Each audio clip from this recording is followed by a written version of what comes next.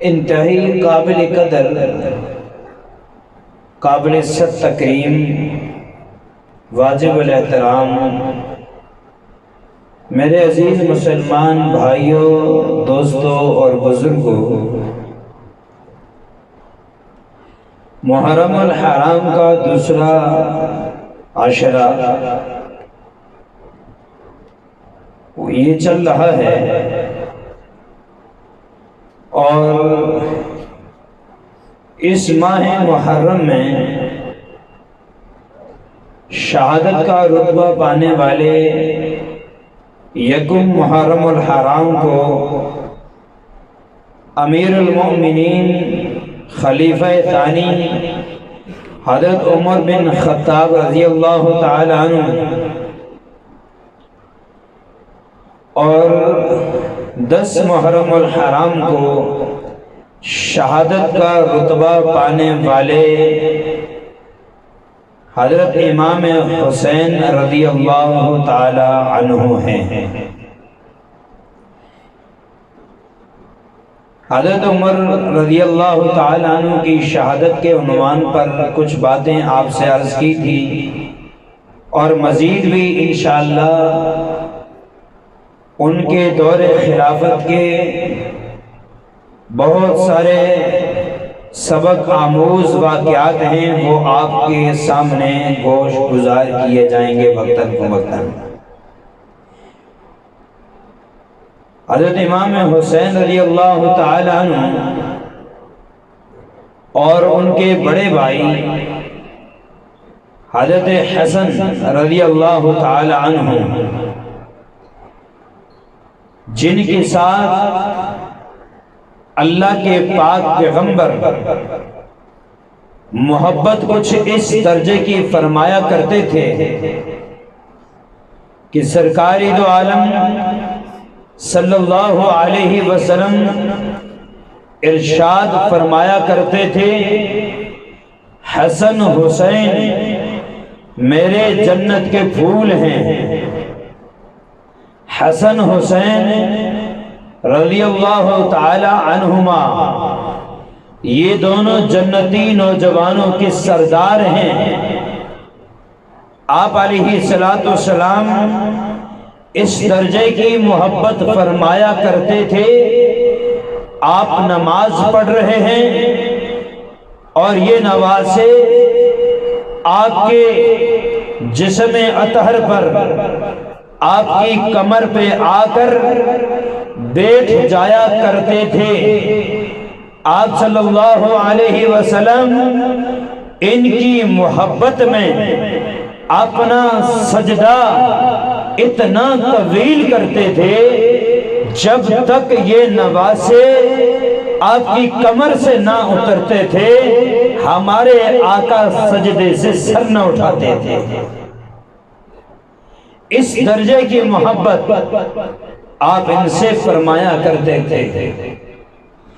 یہ ساری ہی محبت کی داستانیں ہیں، ان کے آپس میں تعلقات بڑے اچھے ہیں، آپس کی محبتیں بڑی اچھی ہیں۔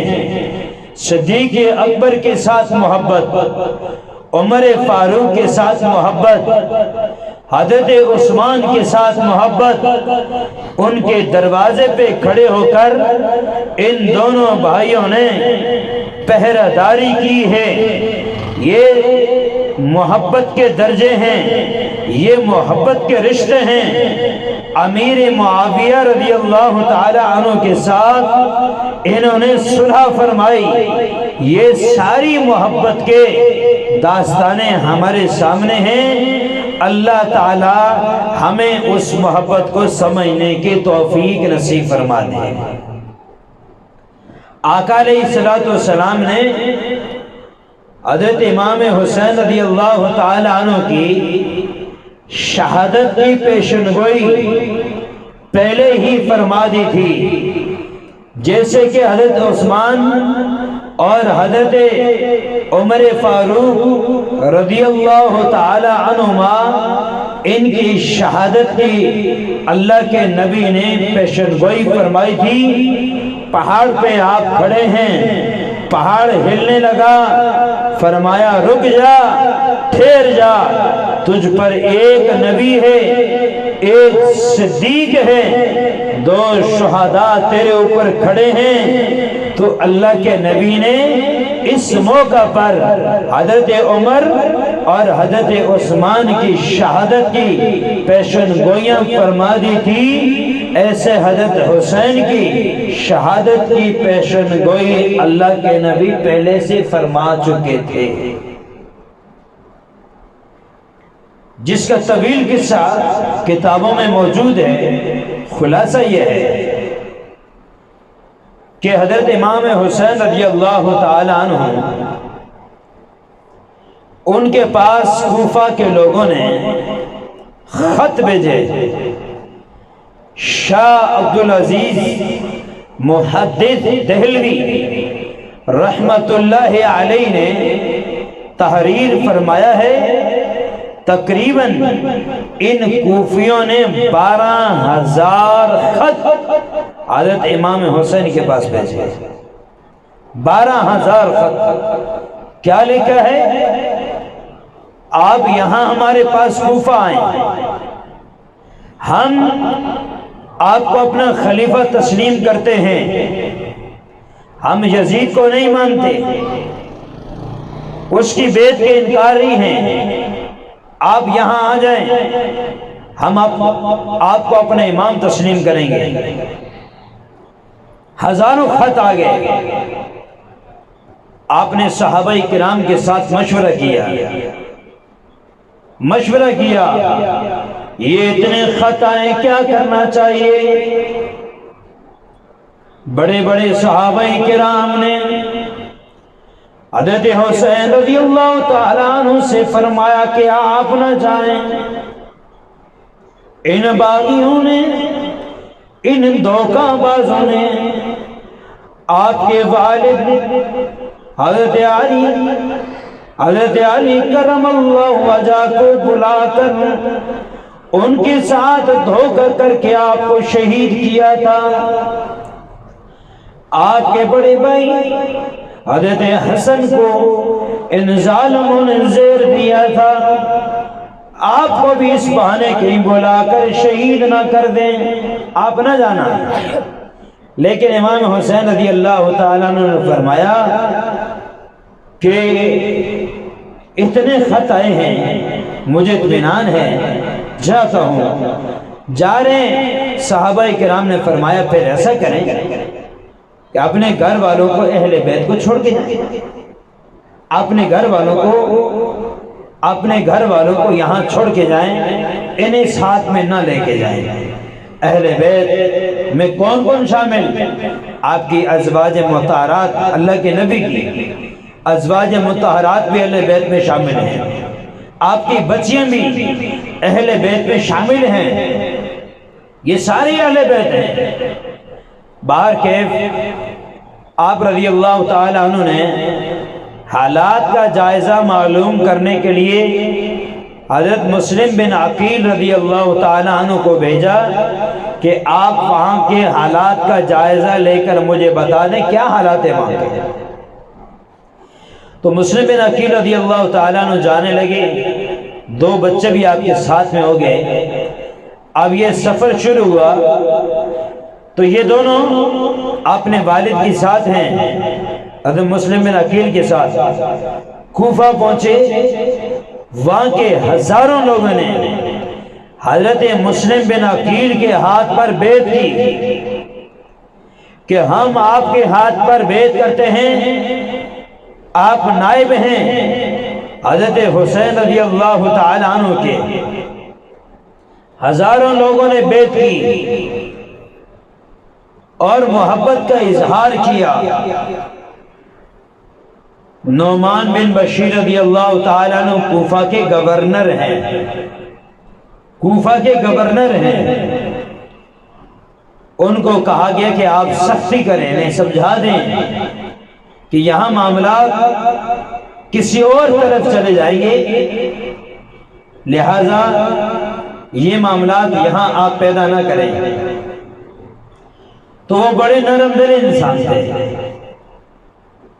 تو یزید کے دربار میں مشورہ ہوا کہ نعمان بن بشیر رضی اللہ تعالی عنہ کو معزول کر کے ان کی جگہ پر ابن زیاد جو بڑا چاق و چوبند اور بہت فنکار قسم کا ہوشیار قسم کا آدمی تھا اس کو مقرر کیا جائے، ابن زیاد کو۔ ابن زیاد سواری پر بیٹھا ہے اور کوفہ کے شہر میں داخل ہو رہا ہے، بڑا سا جبہ پہنا ہے، اپنے چہرے پر کپڑا لپیٹا ہے اور اندر داخل ہوا کوفہ میں۔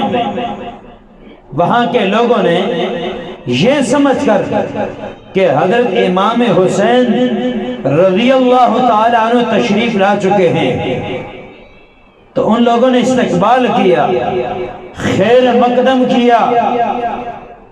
تو وہ ظالم سب کو دیکھتا گیا، حالات کا جائزہ لیتے گیا، کرتے کرتے گورنر ہاؤس کے قریب پہنچا، چہرے سے کپڑا ہٹا کے کہنے لگا، خبردار کوفیو، خبردار، میں حسین نہیں، تم غلط سمجھے ہو، میں ابن زیاد ہوں۔ تم لوگوں نے یزید کو چھوڑ کر اس کی خلافت کو تسلیم کرنے کے بجائے تم مسلم بن عقیل کے ہاتھ پر بیعت کر رہے ہو، چھوڑ دو اس بیعت کو، وگرنہ میں تمہیں اس کا مزہ چکھا دوں گا۔ اس نے سختی شروع کی۔ حضرت مسلم بن عقیل رضی اللہ تعالیٰ عنہ مغرب کی نماز آپ پڑھا رہے ہیں، آپ کے پیچھے ہزاروں کا مجمع ہے۔ جب سلام پھیرا وہ ہزاروں بھاگے، صرف 3 بندے پیچھے رہ گئے، باقی سارے بھاگ گئے۔ شام ہو گئی۔ جو محبت کے دعوے کرنے والے تھے، جو محبت کا اظہار کرنے والے تھے، جو حاضر ہوں جی کہتے تھے، جنہوں نے بیعت کی، جنہوں نے پیشوا بنایا، جنہوں نے امام بنایا، جنہوں نے ان کے اقتدار کو تسلیم کیا، سب کچھ بھول بھال کے حضرت مسلم بن عقیل کو تنہے تنہا چھوڑ دیا، اور حالات یہ ہوئے کہ ان کو کھانے تک نہ پوچھا، کھانے تک کا نہیں پوچھا، پانی تک کا نہ پوچھا، یہاں تک کہ رہائش کے لیے بھی کوئی دینے کے لیے تیار نہیں۔ جنہوں نے ہاتھ پر بیعت کی، ہانی بن عروہ نے آپ کو اپنے گھر پہ بلایا، آپ کو جگہ لی، لیکن ان ظالموں نے ہانی بن عروہ کو بھی نہیں چھوڑا، ان کو بھی شہید کیا۔ مسلم بن عقیل رضی اللہ تعالی عنہ کو ان ظالموں نے بلایا، آپ گورنر ہاؤس میں گئے۔ اس گورنر ہاؤس میں ابن زیاد گورنر موجود ہے۔ مسلم بن عقیل اندر داخل ہوتے ہیں، وہ کہتا ہے اب سلام کیوں نہیں کرتے؟ مسلم بن عقیل نے فرمایا تو سلام کے قابل نہیں، تو حضور کے خاندان کا دشمن ہے، تجھے سلام نہیں کر سکتے ہیں، ہم نہیں کرتے ہیں تجھے سلام کا، جو نصیحتیں کرنی ہے کر لو۔ مسلم بن عقیل نے فرمایا مجھ پر یہاں قرضہ ہے، میرا قرضہ اتارا جائے، میرے بچوں کا خیال رکھا جائے، اور حضرت امام حسین کو میرے بارے میں اطلاع دی جائے۔ یہ وصیتیں لکھی تو حضرت مسلم بن عقیل رضی اللہ تعالی عنہ کو ان ظالموں نے گورنر ہاؤس کی چھت پر لے جا کر وہاں آپ کو شہید کیا، آپ کے سر کو تن سے جدا کیا، اور وہاں کوٹھی کے اوپر سے آپ کی لاش کو نیچے پھینکا، آپ کی لاش کو نیچے پھینکا۔ اس سے قبل حضرت مسلم بن عقیل رضی اللہ تعالیٰ عنہ خط لکھ چکے تھے حضرت امام حسین کو آپ تشریف لائیں کوفہ، یہاں کے حالات سازگار ہیں، لوگ آپ سے محبت کے بڑے دعوے دار ہیں، محبت کا اظہار کرتے ہیں، آپ یہاں تشریف لے آئیں۔ حضرت امام حسین رضی اللہ تعالیٰ عنہ نے جانے کا، مکہ مدینہ چھوڑ کر کوفہ جانے کا عزم کر لیا۔ صحابہ سمجھاتے گئے آپ نہ جائیں، آپ کے ساتھ یہ دھوکہ بازی کریں گے، انہوں نے آپ کے باپ کے ساتھ بھی ظلم کیا، انہوں نے آپ کے بھائی حسن کے ساتھ بھی ظلم کیا، یہ دھوکہ باز ہیں، آپ نہ جائیں، اگر جاتے ہیں گھر والوں کو ساتھ نہ لے کے جائیں، انہیں نہ لے کے جائیں۔ حضرت امام حسین فرمانے لگے وہاں ہمارا گھر ہے، وہاں ہمارا مکان ہے، میں تسلی سے جا رہا ہوں، وہاں اپنی رہائش رکھوں گا۔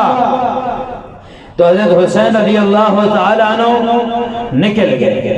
نکل گئے، روضہ رسول پر حاضری دی اور اپنے نانا کو آخری سلام کر کے جا رہے ہیں کہ پھر زندگی کا وہ دن کبھی نہیں آئے گا کہ میں آپ کے روضہ اقدس پر کبھی حاضری دوں گا۔ آخری سلام پیش کیا، نکل گئے، چلے گئے، راستے میں فرزدق نامی شاعر وہ نکلا، حضرت مسلم بن عقیل کی شہادت کی خبر دینے آیا حضرت امام حسین کو کہ اے امام حسین، خدا کے لیے ہم آپ سے التماس کرتے ہیں، ہم آپ سے گزارش کرتے ہیں، یہ کوفہ کے لوگ دھوکہ باز ہیں، انہوں نے آپ کے چچا زاد بھائی مسلم بن عقیل کو بھی شہید کر دیا ہے، یہ آپ کے ساتھ بھی دھوکہ کریں گے، آپ ہرگز نہ جائیں۔ مسلم بن عقیل رضی اللہ تعالیٰ عنہ کی شہادت کی خبر سنی اور وہاں کے حالات کا جائزہ معلوم ہوا۔ امام حسین رضی اللہ تعالیٰ عنہ نے واپسی آنے کا ارادہ فرمایا۔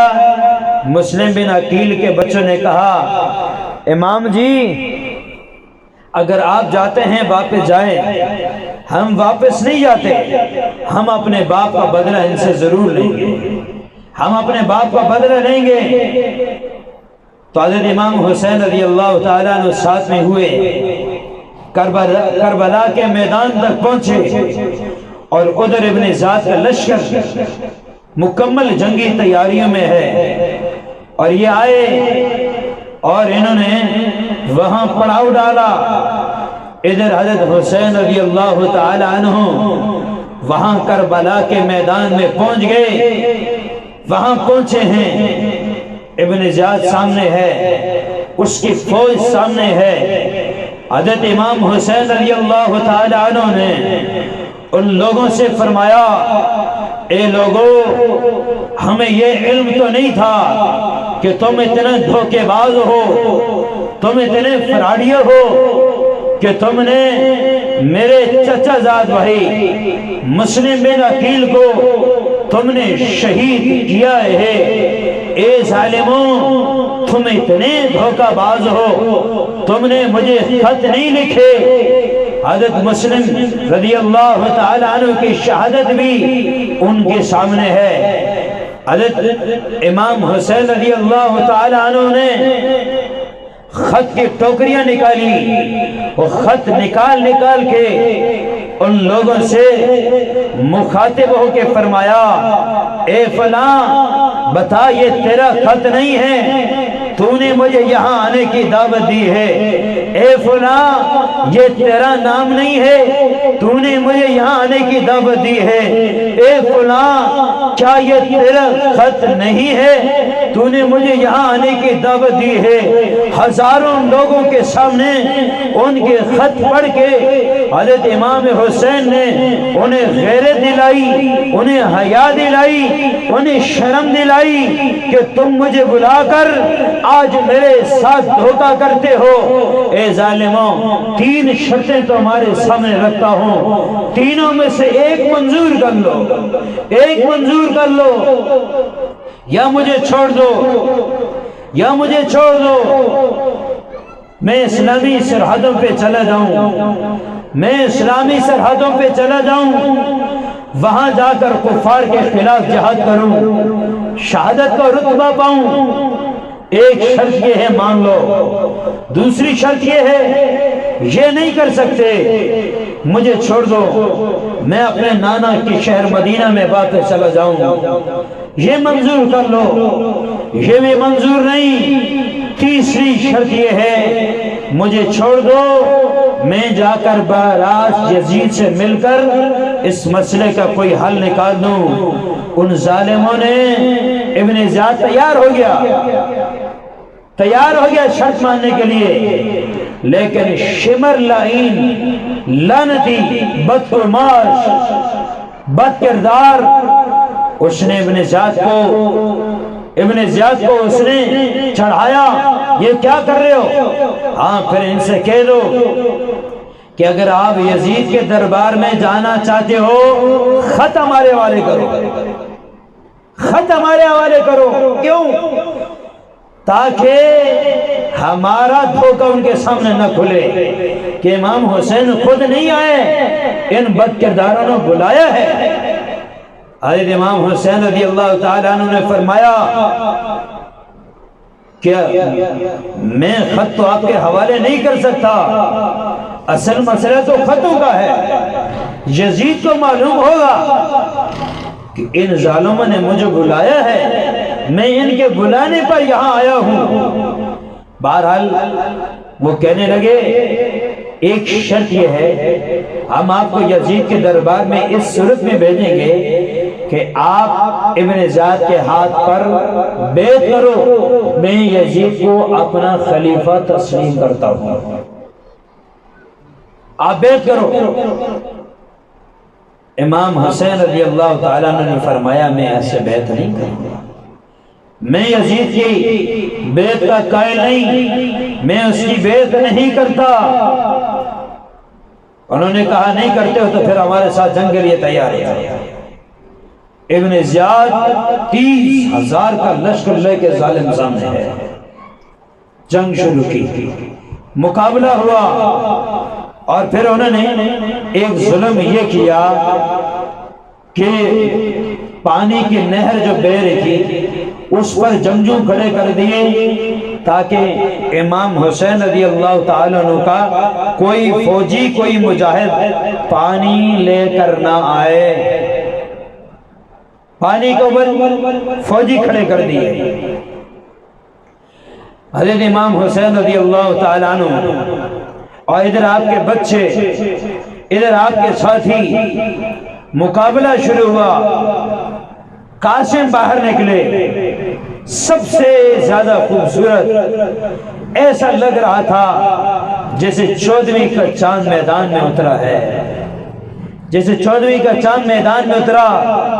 مقابلے میں نکلے، شہید ہو گئے، جعفر نکلے، شہید ہو گئے، عباس نکلے، شہید ہو گئے، یوں شہداء کی لائن لگتی گئی، کرتے کرتے کرتے کرتے کرتے کئی لوگ شہید ہو گئے، 72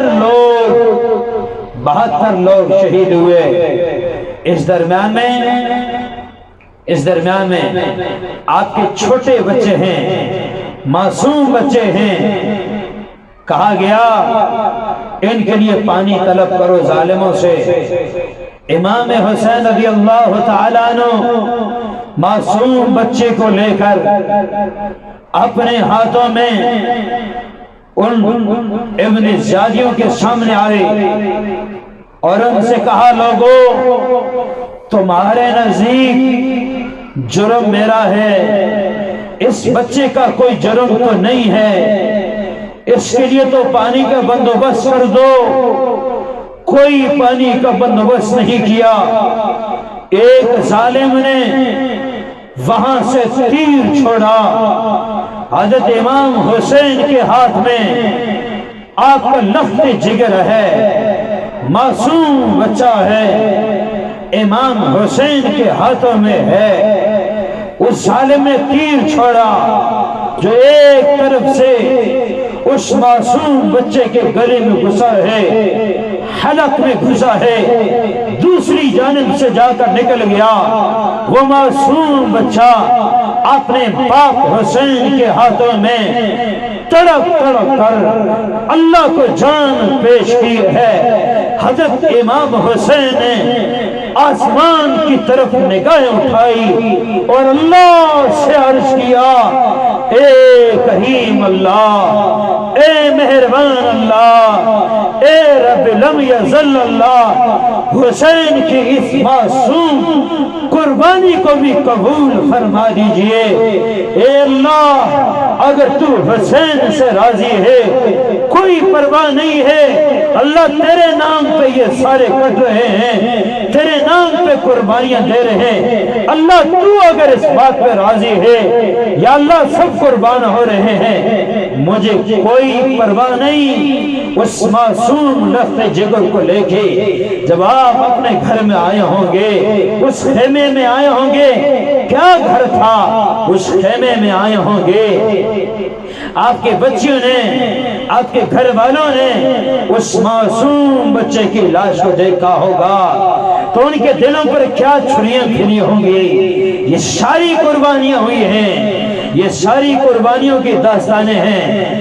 फिर 10 मुहर्रम और हराम का दिन है। हज़रत इमाम हुसैन रज़ियल्लाहु ताला अन्हु खुद मुकाबले में हैं, निकले हैं मुकाबले में, और मुकाबला करते करते, लड़ते लड़ते, और उस इब्ने ज़ायद के लश्कर के सामने मुकाबला कर रहे हैं, और वह सालमे ज़ालिम में हैं, और वह हज़रत इमाम हुसैन के खिलाफ मुकाबला कर रहे हैं। आपने उनको ललकार के फरमाया, ए ज़ालिमो, तुम किसके खिलाफ तलवार उठाए हुए हो?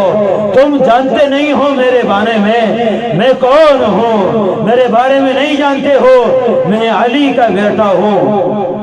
मेरे बारे में नहीं जानते, मेरे बारे में, मेरे भाई के बारे में अल्लाह के नबी ने फरमाया था कि हसन हुसैन ये मेरे जन्नती फूल हैं। तुम्हें वो दिन याद नहीं है, मेरे नबी ने हमारे बारे में फरमाया था जन्नती नौजवानों के सरदार हैं हसन हुसैन। तुम्हें याद नहीं है कि हमारे बारे में अल्लाह के नबी ने वो क्या किरदार अदा किया था कि आप सजदे में हैं, हम आपकी पीठ पर हैं। अल्लाह के नबी ने हमारी वजह से सजदा लंबा किया था। तुम्हें वो दिन याद नहीं है? अल्लाह के नबी हमसे प्यार करते थे, हमारे हाथों को पकड़ के हमें मदीने के गलियों में सैर कराते थे।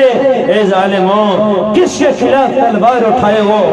तुम्हें शर्म नहीं आती? लेकिन आगे पत्थर दिल लिए हुए लोग बैठे हैं, मुकाबला कर रहे हैं हज़रत इमाम हुसैन रज़ियल्लाहु ताला के खिलाफ। और मेरे भाइयों, जुम्मे का दिन है, नमाज का वक्त हुआ, आपने फरमाया थोड़ी देर के लिए जंग रोक दो, मेरी नमाज का वक्त है। एक जालिम कहने लगा, तुम्हारी नमाज कोई कबूल नहीं होती, तुम्हारी नमाज कोई कबूल नहीं होती। जिनकी खातिर मेरे रब ने, जिसके नाने पर मेरे अल्लाह ने नमाज को उतारा, उसकी नमाज कबूल ना हो, फिर कायनात में किसकी नमाज कबूल हो? आप नमाज के लिए तशरीफ लाए, आप नमाज के लिए तशरीफ लाए, सवारी से उतरे, नमाज के लिए आए और अल्लाह अकबर के नमाज शुरू फरमाई।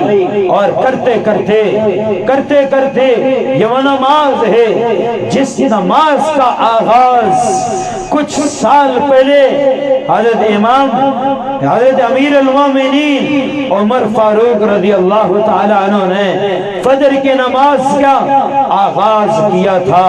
ये नमाज का सिलसिला चलता रहा। आज इमाम हुसैन रज़ियल्लाहु ताला अन्हु सजदे में पड़ के उसकी तकमील करने लगे हैं। नमाज का वक्त है, सजदे में आए हैं, अल्लाह अकबर के नमाज पढ़ते पढ़ते अब सजदे में हैं, और वह जालिम आगे बढ़ा और उसने आकर इमाम हुसैन रज़ियल्लाहु ताला अन्हु पर वार किया, आपके सर को तन से जुदा किया, आपके सर को तन से जुदा किया। کیا خوبصورت شاعر نے کہا، میدان میں اترا کہنے لگا نہ مسجدوں میں نہ مندروں میں نہ بیت اللہ کی دیواروں کے سائے تلے نماز عشق ادا ہوتی ہے، تلواروں کے سائے تلے۔ میں نے تمہیں وہ دن بھی یاد دلایا تھا جب حضرت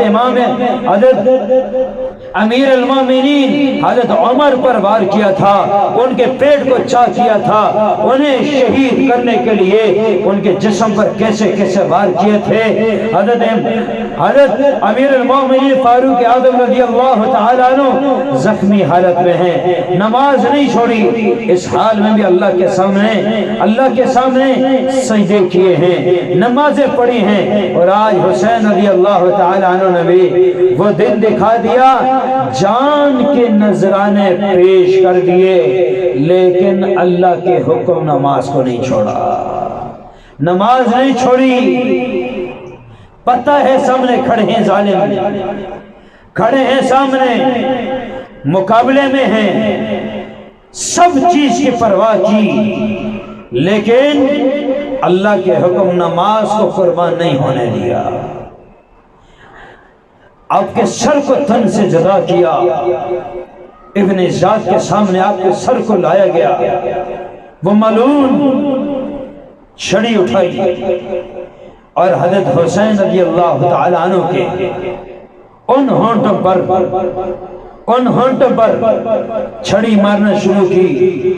زید بن ارقم میدان میں اترتے ہیں، اے ظالم کیا کرتا ہے، کیا حرکت کر رہا ہے، تجھے شرم نہیں آتی، تو کس پر وار کر رہا ہے، تو کس کے ہونٹوں پر زد و کوب کر رہا ہے؟ یہ وہ ہستی ہے، میں نے اللہ کے نبی کے ہونٹوں کو ان ہونٹوں پر لگتے دیکھا ہے، اللہ کے نبی ان ہونٹوں سے پیار کرتے تھے، ان ہونٹوں کا بوسہ لیا کرتے تھے، تم ان پر لاٹھی برسا رہے ہو؟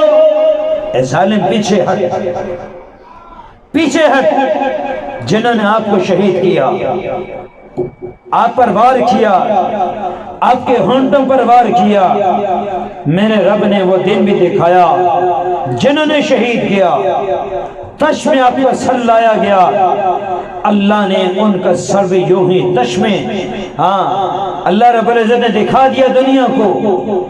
اور پھر جو انہوں نے سلوک امام حسین کے ساتھ کیا تھا، اللہ نے وہ دن بھی دکھایا، ان کے ساتھ وہی سلوک کیا گیا۔ لیکن شہادت حسین رضی اللہ تعالی عنہ ہمیں ایک پیغام دے کر گئے ہیں، دو پیغام دے کر گئے ہیں، ہمیشہ حق کا ساتھ دو، باطل کا ساتھ کبھی نہ دو۔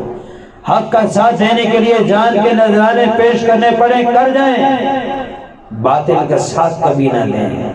اور دوسرا یہ سبق سکھا کر گئے ہیں، جان کے نذرانے پیش کرنے پڑے کر جائیں، لیکن اللہ کے حکم نماز کو نہ چھوڑیں، نماز کو نہ چھوڑیں۔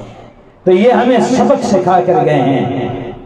ہم اللہ سے دعائیں کرتے ہیں، اللہ رب العزت ان کی شہادت کے مرتبے کو مزید بلند فرمائے، اللہ ہمیں بھی ان کے نقش قدم پر چلنے کی توفیق عطا فرمائے، ہمیشہ حق والوں کا ساتھ دینے کی توفیق عطا فرمائے، باطل لوگوں سے اللہ ہماری حفاظت فرمائے۔ اللہ جیسے انہوں نے نماز کے اہتمام کے لیے اپنی جان کے نذرانے پیش کر دیے، نماز نہیں چھوڑی، اللہ یہ جذبہ ہم سب کو بھی نصیب فرمائے اور ان باتوں کو دوسروں تک اللہ پہنچانے کی توفیق نصیب فرمائے۔ وآخر دعوانا ان الحمدللہ رب العالمین۔ تھوڑی دیر کے لیے انشاءاللہ مراقبہ کرتے ہیں۔